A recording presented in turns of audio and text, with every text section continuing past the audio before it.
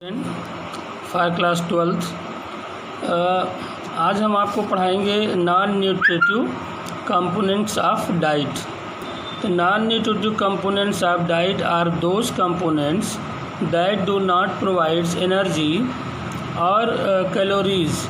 Roughage or fibre, water colours, flavours, pesticide residues are among tens of thousands of non-nutritive components of diet or food. As a matter of fact, there are a lot of non-nutritive components of diet that can be identified easily. However,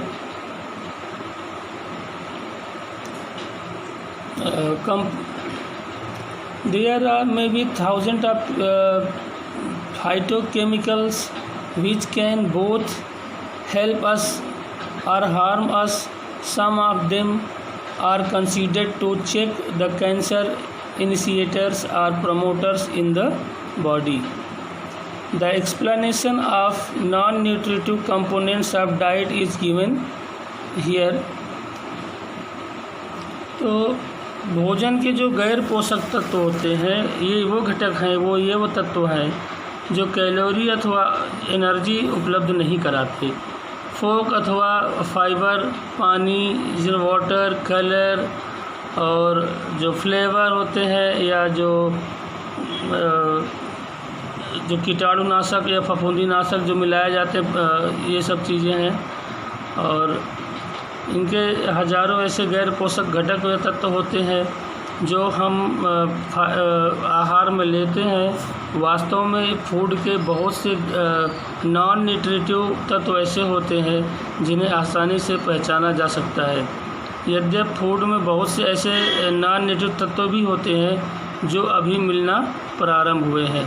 बहुत से ऐसे phytochemicals भी हैं जो हमारे लिए लाभदायक भी हो सकते हैं तथा हानिकारक भी हो सकते हैं। इनमें से कुछ ऐसे भी हैं जो कैंसर का जनक भी हो सकता है अथवा बढ़ावा देने के लिए भी रोकथाम भी कर सकते हैं। तो नॉन न्यूट्रिटिव पोषक जितने भी कंपोनेंट्स हैं हम उनकी एक एक करके व्याख्या कर रहे हैं, बता रहे हैं हम आपको। फाइबर या रफेज। तो fibre or roughage has no nutrient value, hence it is included in the non-nutritive components of diet.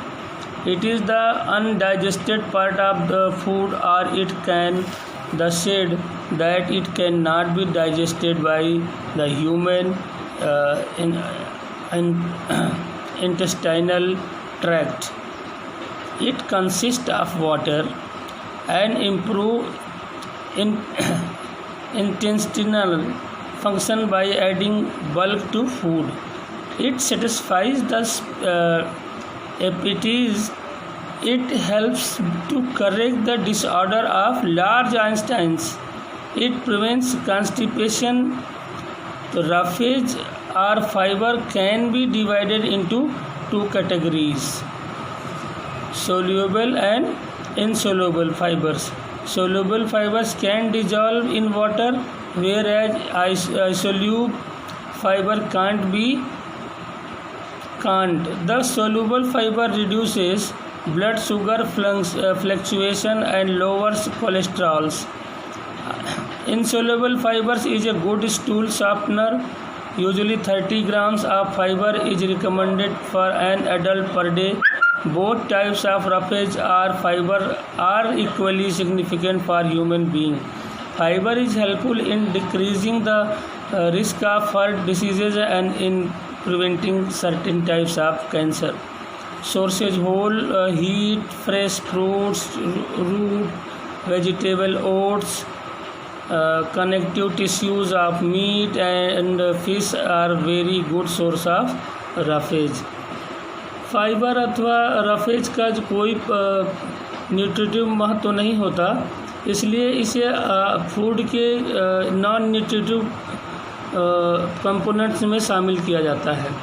Fibre या रफेज फूड का एक जो ऐसा पार्ट होता है जो पचता नहीं है। इसमें पानी इसमें वाटर भी रहता है, शामिल रहता है। यह फूड के जो रिजल्ट्स हैं उनको बढ़ाने के लिए जो हमारी बड़ी आंतें होती हैं उनमें कार्य करने की क्षमता होती है, उसको बढ़ाने के लिए होते हैं। यह हमारे जो भूख लगती है संतुष्ट करने में व्यक्ति को सहायता करते हैं। यह जो हमारी बड़ी आंत होती है उनमें सुधार करता है और बड़ी आंत में जितने भी कुछ बीमारियां होती हैं उसको ठीक करता है। पानी जैसे इसमें दो प्रकार के होते हैं, एक सोल्यूबल होता है, एक इनसोल्यूबल होता है। घुलनशील होता है और दूसरा घुलनशील नहीं होता है। ये ब्लड शुगर को ब्लड शुगर का जो चाहे हाई हो चाहे लो हो उसको कम करने में नॉर्मल करने में सहायक होते हैं और कोलेस्ट्रॉल को भी नीचे रखने में भी सहायता करते हैं। जो सोल्यूबल फाइबर्स जो हमारे शरीर में जो मल होता है उसको भी मुलायम करने के लिए अच्छा होता है। एक एडल्ट के लिए डेली 30 ग्राम्स फाइबर की आवश्यकता होती है। तो मेल में मनुष्यों के लिए दोनों प्रकार के फाइबर या रफेज बराबर ही इम्पोर्टेंट होते हैं। फाइबर हार्ट डिसीज़ के लोगों के लिए कम करने तथा विशेष प्रकार के कैंसर को रोकथाम करने में भी हेल्पफुल होते हैं। इसका स्रोत है गेहूँ, फ्रेश फ्रूट, जड़ों वाली सब्जियां, जौ, मीट, फिश आदि फाइबर के अच्छे स्रोत होते हैं। फिर अब आते हैं वाटर पे आते हैं। Water is also an essential component of diet. Even blood comprises 90% of water. Water in the blood helps in the transportation of nutrients to various cells of the body. Water is also significant in the exertion of waste product. तो पानी भी एक हमारे शरीर के लिए important components है। Blood में भी 90% वाटर होता है और जल के द्वारा ही न्यूट्रिशन कंपोनेंट्स शरीर को डिफरेंट जो सेल्स होते हैं वहाँ तक पहुँचाते हैं। तो व्यर्थ के जो पदार्थ होते हैं उनको भी उनके जो टेम्परेचर होता है उसको भी नियमित रखने में हेल्पफुल होता है। हमारी बॉडी है वो जल के रूप में प्रतिदिन शरीर के वेट का लगभग 2% छोड़ता है और शरीर में पानी की कमी को पूरी करता है। अब आते हैं कलर कंपाउंड्स पे। कलर कंपाउंड्स फूड और diet is made more appetizing and attractive by the wide reflection of colors made possible through pigments. Natural pigments are found in fruits and vegetables. The colors derived from animals, products and grains are less bright. There are various colors derived from fruits and vegetables such as red or orange, yellow, green, blue and cream. तो colour compounds भोजन तथा जो भोजन के आहार के जो रंग होते हैं, द्रव्य होते हैं, पिगमेंट्स के जो बॉडी में चेंजेस होते हैं एपिटाइजिंग तथा देखने में आकर्षक बनाया जाता है। और फ्रूट्स एंड वेजिटेबल्स में नेचुरल कलर